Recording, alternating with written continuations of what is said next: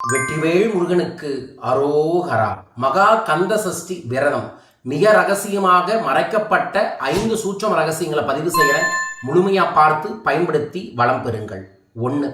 Already விரதம் தொடங்கியிருந்தாலும் சரி, தொடங்க போறவங்களாக இருந்தாலும் சரி, ஒரு ரச்சை, சிவப்பு ரச்சையோ பச்சை ரச்சையோ கயிறு எடுத்து அதில் 6 படை முருகனை நினைத்து 6 முடிச்சு போட்டு அதை உங்கள் வீட்டில் வச்சு இந்த 6+1 நாள் நான் விரதம் இருக்க போகிறேன், எனக்கு முருகனின் முழு அருளும் கிடைக்க வேண்டும், மனப்பூர்வமாக திருப்தியாக பரிபூர்ணமாக இந்த விரதத்தை நான் முடிக்க வேண்டும் என்று சங்கல்பம் பண்ணி அந்த ரச்சையை ஆண்களாக இருந்தாலும் சரி பெண்களாக இருந்தாலும் சரி ரைட் கையில் கட்டிக்கங்க.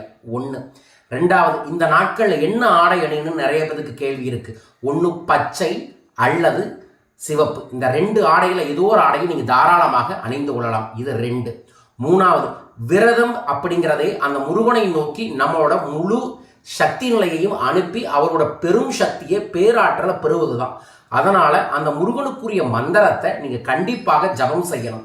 மினிமம் ஒரு நாளைக்கு ஒரு 20லிருந்து 30 நிமிஷம் தனியாக உட்கார்ந்து நீங்க உங்களோட இஷ்ட முருகன் ஒரு தெய்வம் இருப்பார்ல, அவரை நோக்கி ஒரு தீபத்தை ஏற்றி வைத்து வழிபாடுகளை செய்யலாம். 6 தீபத்தை ஏற்றி வழிபாடுன்னு செய்யணும். நான் அதை அடுத்த பதிவாக போடுறேன். ஒரு தீபத்தை ஏற்றி அந்த முருகனாக நினைச்சு நீங்க மந்திரங்களை சொல்லலாம். நிறைய மந்திரங்கள் இருந்தாலும் அவருடைய இயல்பான மூல மந்திரம்னு சொல்லக்கூடிய ஓம் ஷௌம் சரவண பவ, ஓம் சரவண பவ என்கின்ற மந்திரங்களை சொல்லி உங்களுக்கு தெரிஞ்ச முருகனோட பேரெல்லாம் சொல்லி அரோகரா என்று தாராளமாக நீங்க சொல்லலாம். இது 4வது பாயிண்ட். 5வது பாயிண்ட், இந்த நாட்கள்ல நீங்க ஒரே முட்டை உணவு சாப்பிடாம இருக்கக்கூடாது. ஏன்னா நிறைய பேருக்கு விரதமே பழக்கம் இல்லாம இருக்கும். அதனால 3 நேரத்திலிருந்து 2 நேரமாக்குங்க, 2 நேரத்திலிருந்து 1 நேரமாக்குங்க, 1 நேரத்திலிருந்து நீராகாரமா மாறுங்க. கடைசி நாள்ல எதுவுமே எடுத்துக்காதீங்க. அப்படி பண்ணும்போது நமக்குள்ள இருக்கக்கூடிய எல்லா விதமான கழிவுகள் காணாம போய் உடம்பு நல்லா இருக்கும், மனசு நல்லா இருக்கும். ஸோ இப்படி இருங்க. இது 5வது விஷயம்.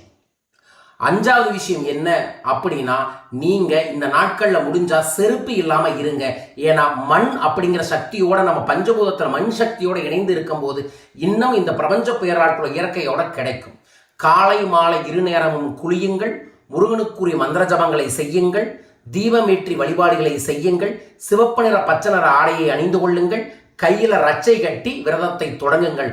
கடைசி நாள்ல ஏதோ ஒரு காணிக்கையை நீங்க நினைச்சிருக்கக்கூடிய முருகனுக்கு எடுத்து வச்சுட்டு, எனக்கு இந்த காரியத்திற்காக நான் விரதம் இருந்திருக்கேன், இதை நிறைவேற்றித்தா இறைவா, உன் மலைக்கு வந்து நான் இதை செஞ்சு தரேன்னு உங்களுக்கு என்ன தோணுதோ அதை சங்கல்பம் செய்யுங்க. செஞ்சு பாருங்க, நல்லது நடக்கும்.